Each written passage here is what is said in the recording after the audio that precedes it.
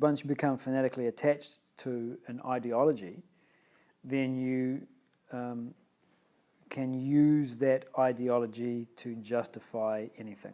Yeah. So the same fanatical attachment that we're seeing to a religion, which causes people to engage in acts of terrorism, it's the same principle that you see functioning in other secular areas of life. So you're attached to you're fanatically attached, say, to the march of social progress, and communism is the way to do it. And so in the name of social progress and in the name of communism, you can perform a huge range of immoral, inhumane actions because you've justified it through your attachment, through your fanatical attachment to your ideology. Now, it's not a religious ideology in this sense, but it's the same principle. It's the same phenomenon functioning. And so all of this attachment to religion that we're seeing here, it's directly opposite to the purpose of religion. So he doesn't get into it too much here. But we can generally say that the purpose of religion per se is the reduction of our egocentric desires and attachments. Right? That is a pretty good starting point in terms of a definition of religion. If what we are reflecting upon, if the emotions that we're allowing ourselves to engage with, if the actions that we're performing are having the effect of reducing ego and egocentric desire, then it's a religious practice per se. It's a spiritual practice. It's yoga. And the specific religions offer a systematized way to put that into practice. That's their job. It's a systematic way of addressing the religious urge in a human being. Unfortunately, the system has become the thing that has been given importance rather than the thing that the system is trying to advance. So the structures and the systems that we create to deliver the religious experience are being privileged over their purpose. So again, the carcass has been given all importance, and the thing that the carcass embodies, its soul, is not present. But we're not aware of the soul of religion. We don't know what the soul of religion really is, so we don't notice its absence. He continues, he says, people do not realize they are held hostage by their religious beliefs besides other bondages in their lives. Before you cross your childhood, you are led to believe you are a Hindu, Christian, Muslim, or the other. You swear by the religion you are born in.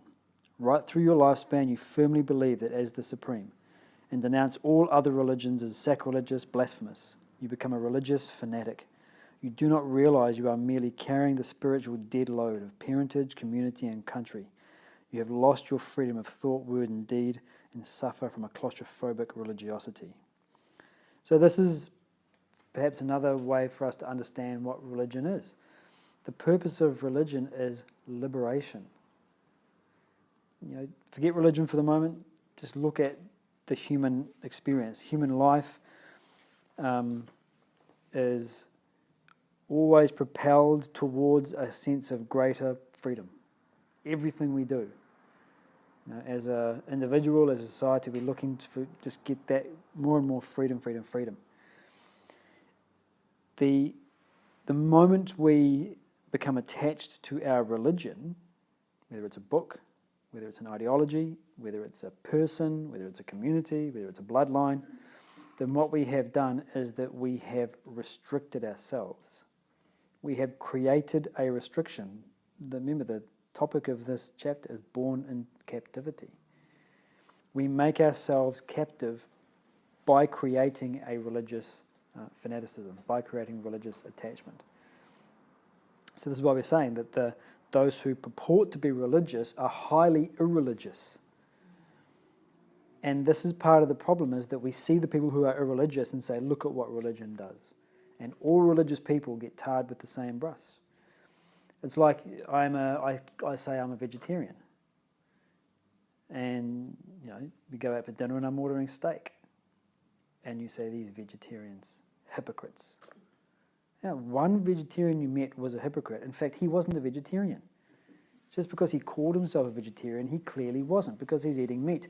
You won't make that distinction. You won't say vegetarians are, eating steak. Vegetarians eat steak. Just because So if someone says, I'm a religious man and I perform this terrorism in the name of my religion, we conflate the two things and say, well, because he's a religious person, religious people do this. He's not a religious person. He is attached to his religion. And because he's attached to his religion, some of the very bad ideas contained within it are being acted out by him. If the bad ideas remained, but the attachment disappeared, what would happen? Then the bad actions wouldn't find their expression. You can't root out the bad ideas from the text. I mean, you can, but it's a long, difficult process to, censor the text. It's also a very long, difficult process to root out attachment. But that's the only place it will work. Because if you root out the text, then the attachment will just shift to something else. Okay, you take away my religion from me, I'm not allowed to practice it. Okay, fine. First of all, it goes underground. But all that happens is that attachment for something flows onto another object, and the same pathology occurs again. So the attachment is the thing that needs to be addressed.